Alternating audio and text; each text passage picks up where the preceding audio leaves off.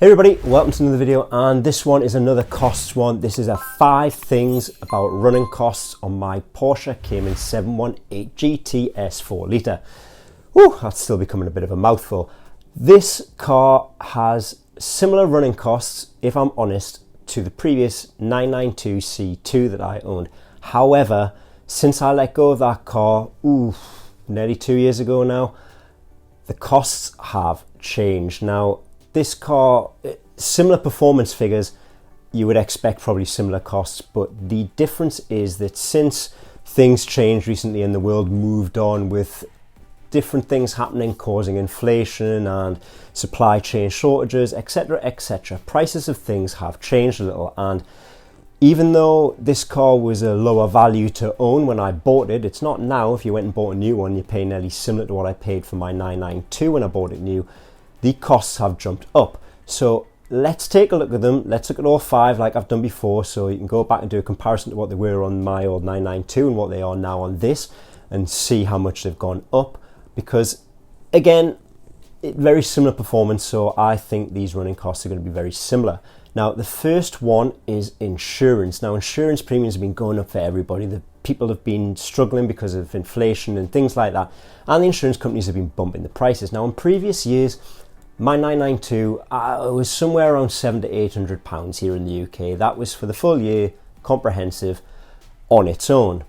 I since opted to start adding a second car and a multi-car policy for my 718 over the last 2 years, because it actually kind of helped my overall policy with a discount over both cars. So if we take a look at them 2 costs on the insurance, last year it came in at £864. That was part of the multi-car policy, and this year it's come back at £944. I couldn't get them to reduce it. I've found in previous years, if you ring up the insurance company, say you're going to leave, ask to go to retentions, and you essentially barter for a better price in an attempt to get them to keep your business, there tended to be some sort of discount, hopefully. This year, they basically turned around and said, I wouldn't give you a little bit of a loyalty discount. We've changed the way that we do it. The second thing is now road tax. Now, when I registered the car, it's over £40,000 in the UK. You are going to get hit with a surcharge of road tax due to the value. They're just hitting people that are buying cars over a certain value here. And that surcharge on the first year for me, on the year that I purchased it in 2022, was £2,015. On top of that, I had a £55 registration fee, but that road tax was £2,015. Now, that was in a bracket, if we take a look, of the 226 to 255 grams per kilometre in terms of emissions, and that is the second highest tier here in the UK for the 4 litre. Now, if I was registering that car now on this year's bracket, that would jump up to £2,220. If we follow through to the next coming years, for 5 years after that first year of purchase, I have to pay a premium. I have to pay £570 a year instead of the £180 that I will pay in 4 years' time after I pay the next one. So this year I am paying £570. I won't get away from that. The likelihood is if I decide not to keep the car, that's all going to be under my steam, and whoever takes on the car after me will end up with 2 or 3 years worth of that, and then they'll be paying the base rate, which is £180. So the next cost is servicing. Now, my servicing is going to be due in about 7 months' time, and I found it very difficult to come across dealer pricing for this online.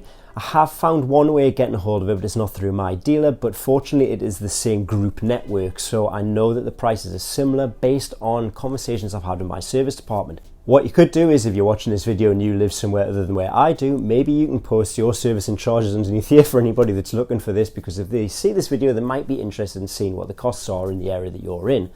But I've looked and I think they've gone up a little bit. Now, my 992 servicing costs for the first service, I didn't end up paying because I sold the car at 18 months. But that wasn't as much as what this is now. And I don't know if that has anything to do with the 4 litre version of my car or not. Now, I've had a little look. I found the service plan online. I have seen what they're speccing for the 2-year service and the 4-year service, and I'll put that on the screen. But what you can see is that the second service at 4 years is coming out at £1,170, but they're only quoting £834 on that first one.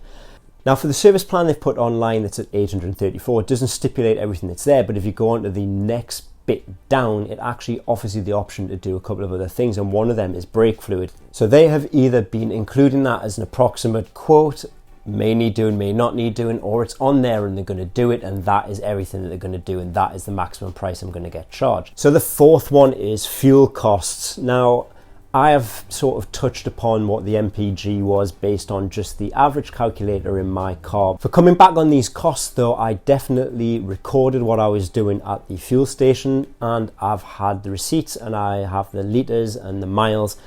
So based on UK litres, I have come back with MPGs for the last 4 trips I did at the petrol station that I've recorded.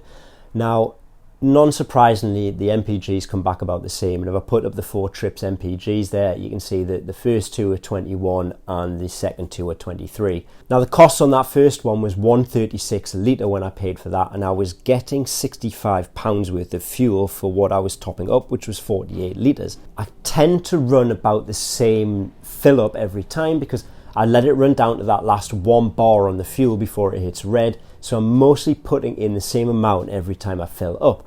So the last time I just filled up there, it was 144 and it was about 50 litres, and that came out at £72. So it is creeping up. The fuel's definitely going up with what's going on at the minute. It did dip for a little bit, but I'm not saving as much in the cost. My MPG is staying about the same. The last big running cost on this car, and one that I'm hoping I'm probably not going to end up needing to do because I had plenty of meat left on them the last time I looked in the health video, that is tyres. I took a little look at black circles. Now, as you can see with both prices on the screen front and back, the corner at the front is going to cost me $250 and a corner at the back is going to cost me $314. In total, if I ever have to do all of these tyres at once, I'm coming out at £1,128 for the full set, fitted according to their website. Now I'm sure if I went in for a full set somewhere, or I went somewhere local and said price match and bought it, I'd probably get a better deal, hopefully, but that's a ballpark. So those are the 5 costs I'm facing on my 718 that's now over a year old, where some of them are going to start kicking in.